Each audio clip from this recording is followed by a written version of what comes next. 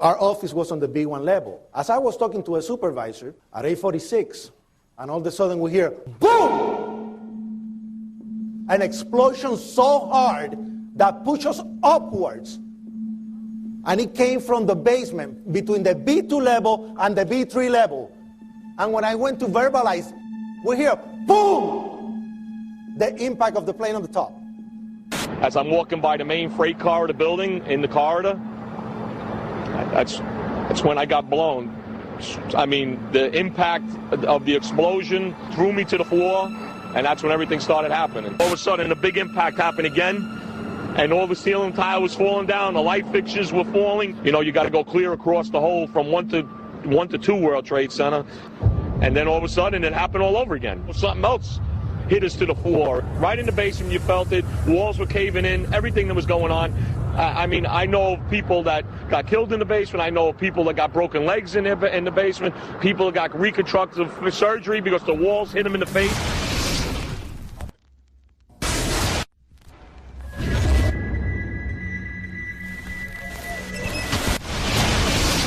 According to standard operating procedure, if an FAA flight controller notices anything that suggests a possible hijacking, the controller is to contact a superior. If the problem cannot be fixed within about a minute, the superior is to ask NORAD, the North American Aerospace Command, to send up or scramble jet fighters to find out what is going on. NORAD then issues the scramble order to the nearest Air Force base with fighters on alert.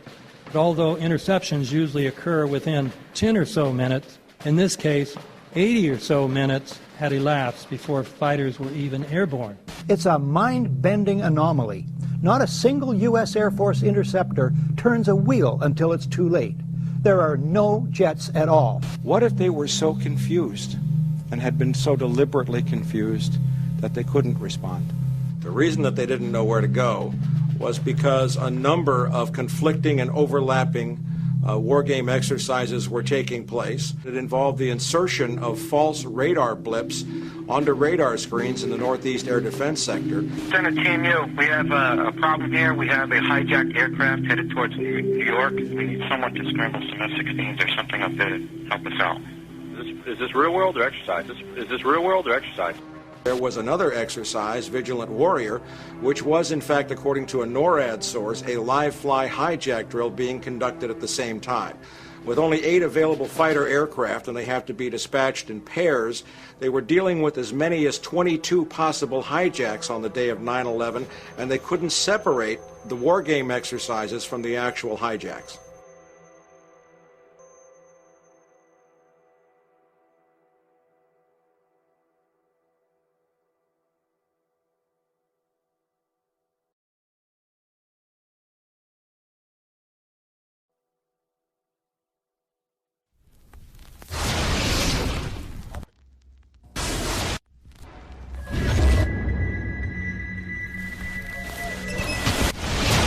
Page 172.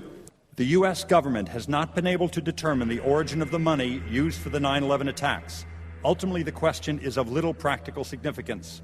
The American authorities have not managed to trace the source of the funding. And then the most amazingly disingenuous statement ultimately is it of little consequence. It is of massive consequence. Doesn't it matter who paid for 9/11? The collapse of Building 7 has been recognized as especially difficult to explain. The 9/11 Commission report implicitly admitted that it could not explain the collapse of this building by not even mentioning it.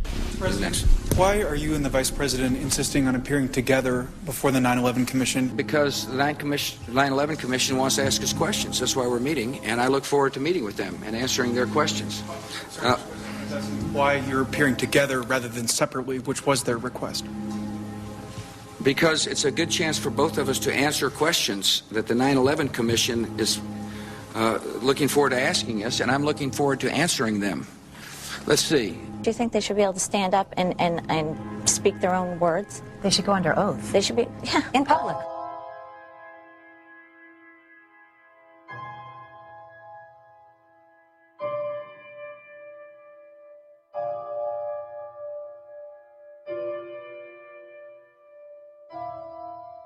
Don't you think that the families deserve to have a transcript or to be able to see what you said? Adam, you asked me that question yesterday.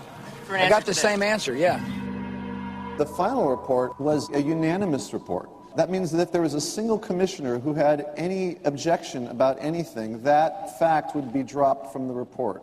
We have found out that he not only served on the transition team of the Bush administration, that he was a person who wrote a draft memo for the setup of the Bush administration's National Security Council, that he was an individual who wrote the preemptive war strategy that was eventually used for the war in Iraq, that he is a close friend of Condoleezza Rice's.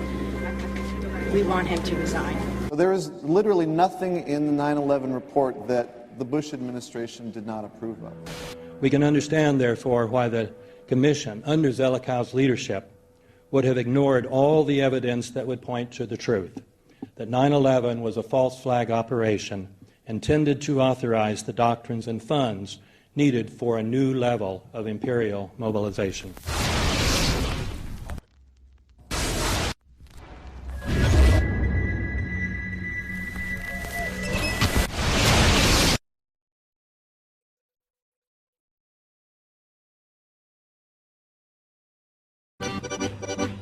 Armed with knives, armed with chemical, biological, nuclear weapons. Fanatics, terrorists, September 11th. September 11th, killers, September 11th, terrorists. Terrorists of Al-Qaeda, terrorists, nuclear weapons, terrorists. 9/11, terror, terrorist, evil. September 11th, September 11th. The terrorists, war and danger. September 11th, terrorism, global terrorism, terrorism, terrorists. Terrorists, terrorists, terrorists, terrorists, the terror. Terrorists, terrorist, terrorism. September 11th, global terrorism, terrorists. Terrorism. September 11th, world terrorism, terrorism. September 11th, global terrorism. September the 11th, terror. Weapons of mass destruction. September the 11th, terrorists. The evil terrorists, no.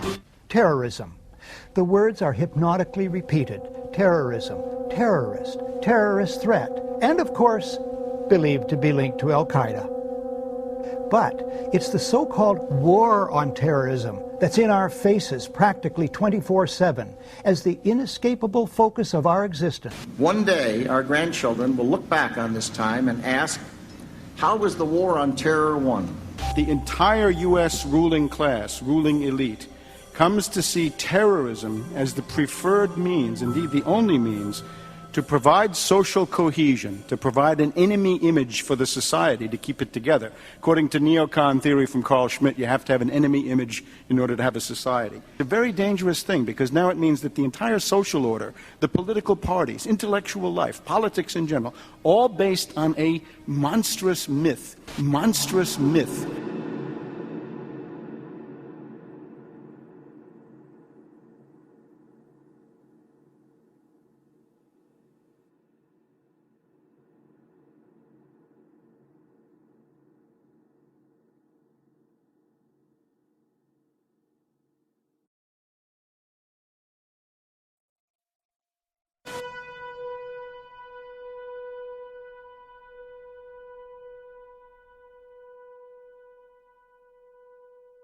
Look, the CIA has done in this country, what they've done to us is unbelievable. Look at the terrorist acts that have occurred. The CIA behind most, if not all of them. We had the Marine Barracks. We had our embassy in Kenya. We had Pan Am 103.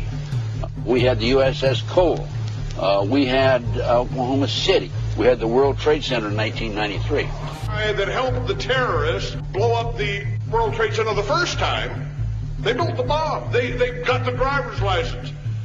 The informant, the FBI informant, a fellow named Salam, a 43-year-old former Egyptian army officer, he was given the assignment to put the bomb together. And he went to his supervisor, his FBI supervisor, and said, we're going to put a dummy bomb in here, right? And the FBI supervisor said, no, we're going to put a real bomb. The FBI actually carried out the attack on the World Trade Center in 1993. They actually hired Ahmad Salam and paid him $1 million and gave him real explosives, a detonator, and told him to build a bomb and to give it to the foolish people that he was controlling to allow them to attack the World Trade Center complex. Unfortunately for them, there were only 6 people killed, not enough to pass the legislation. So what happened is 2 years later, April 19, 1995, down comes Oklahoma City Murrah building, 168 people killed. 1 year later, the anti-terrorism legislation that takes away many of our constitutional rights and civil liberties is passed.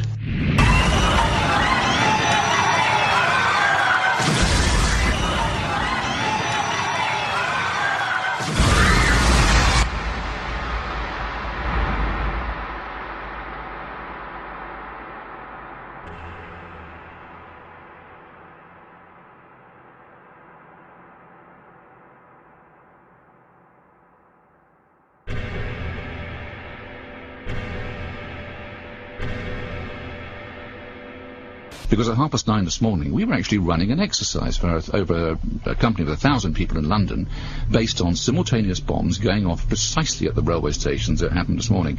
So I still have the hairs on the back of my neck standing upright. To get this quite straight, you were running an exercise to see how you would cope with this, and it happened while you were running the exercise? Precisely.